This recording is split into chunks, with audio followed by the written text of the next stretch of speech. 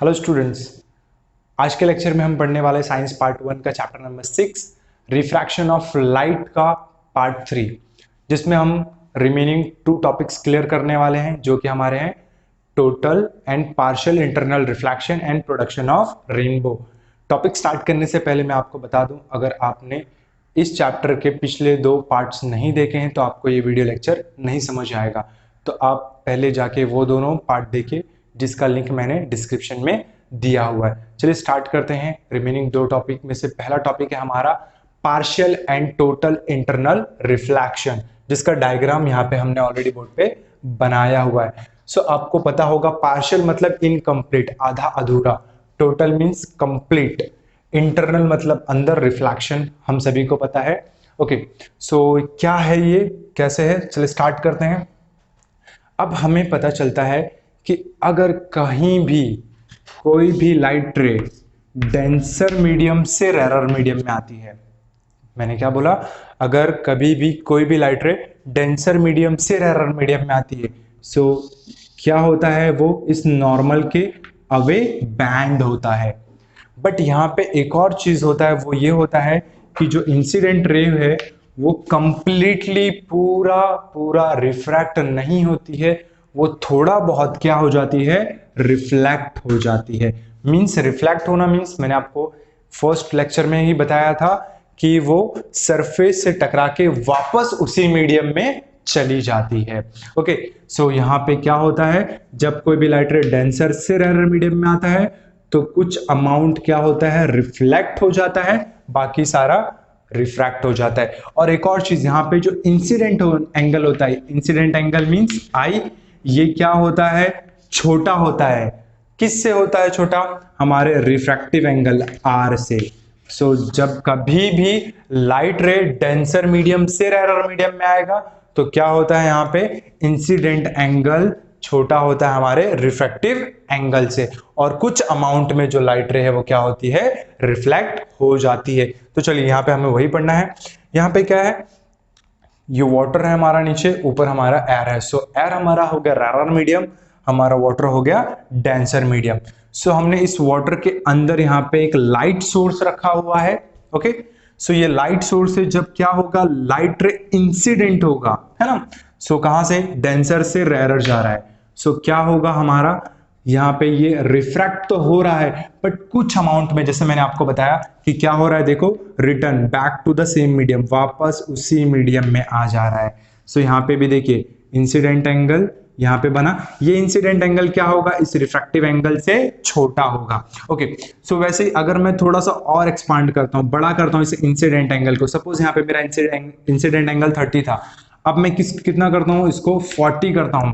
सो मेरा क्या होगा, अगेन ये जो रिफ्रैक्टिव एंगल है ये भी क्या होगा, बड़ा होगा, है ना। सो ये भी इंक्रीज होगा। वैसे ही एक स्पेसिफिक एंगल पे, है ना, एक स्पेसिफिक एंगल पे, कौन सा एंगल, इंसिडेंट एंगल, एक स्पेसिफिक इंसिडेंट एंगल पे जो तुम्हारा ये रिफ्रैक्टिव एंगल है वो कितना हो जाएगा, 90 हो जाएगा, है ना। किसी स्पेसिफिक इंसिडेंट एंगल पे जब तुम्हारा रिफ्रैक्टिव एंगल कितना हो जाए, 90 हो जाए, उस टाइम पे जो तुम्हारा इंसिडेंट एंगल है उसे कहा जाता है क्रिटिकल एंगल। क्या कहा जाता है, critical angle. Okay, hope so समझ आ गया रहेगा।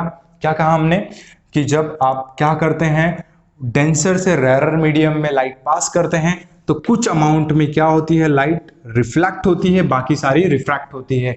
और जो इंसिडेंट एंगल होता है वो तुम्हारा क्या होता है, छोटा होता है रिफ्रैक्टिव एंगल से। तो ये जो थोड़ा बहुत रिफ्लेक्ट होता है उसे कहते हैं हम पार्शियल रिफ्लेक्शन। जैसे कि ये 2 रेस क्या हो रही हैं, पार्शियली रिफ्लेक्ट हो रही हैं।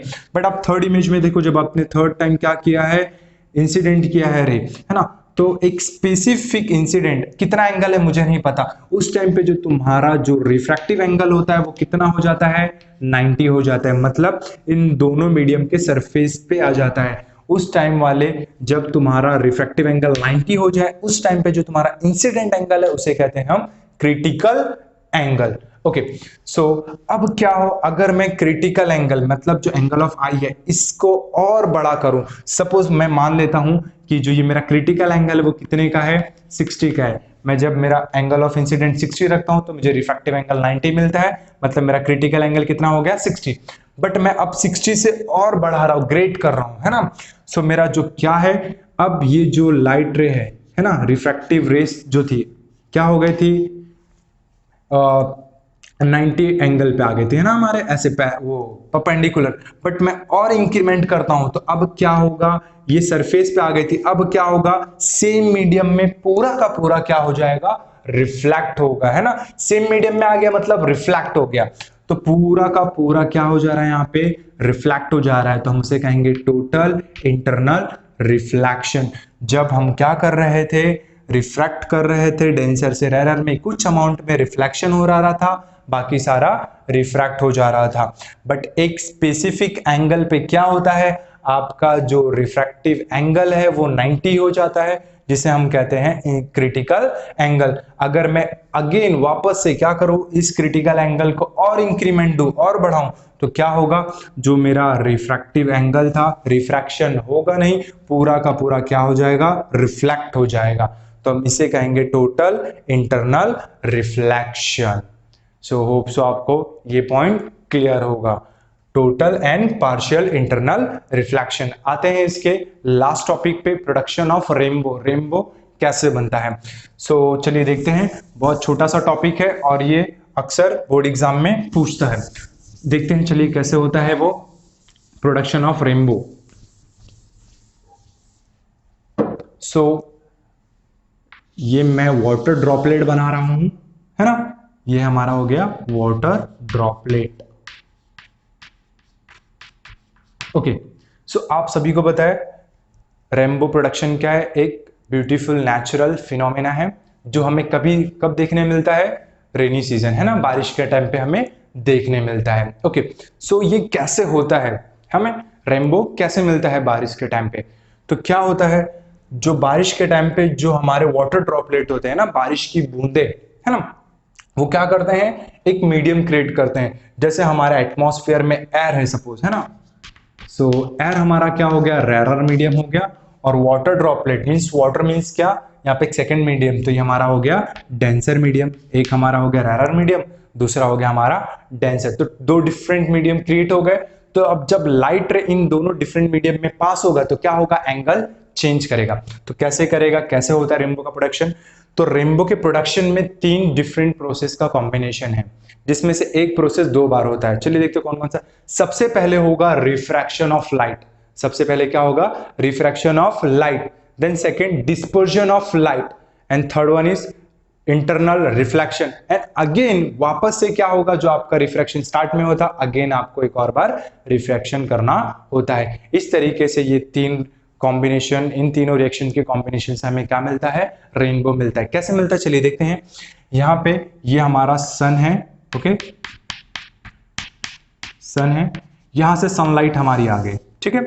अब सनलाइट क्या हो रही है, इस एयर से जा रहा है, रेरर मीडियम से कहां जा रहा है, डेंसर में, तो वो क्या होगा, एंगल चेंज करेगा, है ना, ऑफ कोर्स चेंज करेगा, रिफ्लेक्शन हो रहा है, रिफ्रैक्शन हो रहा है, तो क्या करेगा, वो एंगल चेंज करेगा। ओके, सो चेंज करने के साथ साथ क्या होगा, एक और चीज यहाँ पे, जो हमारा ये सनलाइट आ रहा है वो अपने 7 कंपोनेंट कलर में एट अ टाइम क्या हो जाएगा, स्प्लिट हो जाएगा, है ना, बट जाएगा, डिस्पर्जन हो जाएगा उसका।